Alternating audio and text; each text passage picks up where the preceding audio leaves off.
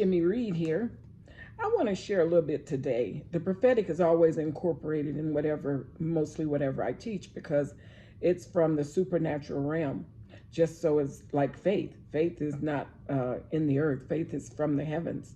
That's where we receive faith from as we spend time with the Lord. But I want to talk to you about something that Jesus had struggled with ones who didn't believe him. In the book of John, they didn't even believe who he was. And so he he had said something like this: do you not believe that I am in the Father and that the Father is in me? What am I telling you? I did not say on my own authority and of my own accord, but the Father who lives continually in me does the works, his own miracles, deeds, and power. That's out of John chapter 14. And this is what he continues to say. That was verse 10. This is 11.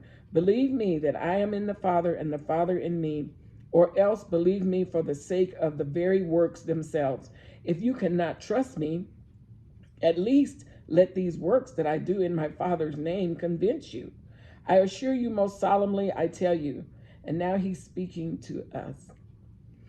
If anyone steadfastly believes in me, he will himself be able to do the things that I do, and he will do even greater things than these, because I go to my Father. And then over in verse 19 and 20, he says, well, let's look at 20. At that time, when that day comes, you will know for yourselves that I am in my Father, and you are in me, and I am in you. Then it also says in John chapter 16, verse 14, he will honor and glorify me, Jesus speaking, because he will take of, receive, draw upon what is mine, and will reveal it, will declare it, will disclose it, and will transmit it to you. It also says in Ephesians 2:6 that I am seated with him in heavenly places. You are seated with him. You know, our spirit belongs to God. He's the creator.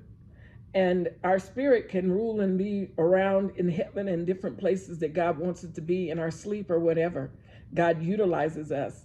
Some people might say, well, that's a really bold statement, but it's the truth.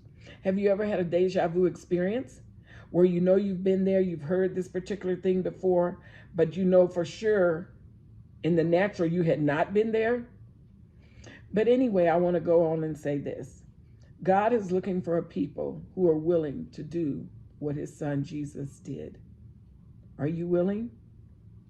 It's for you. He's declared it and transmitted it to you. You just have to receive it.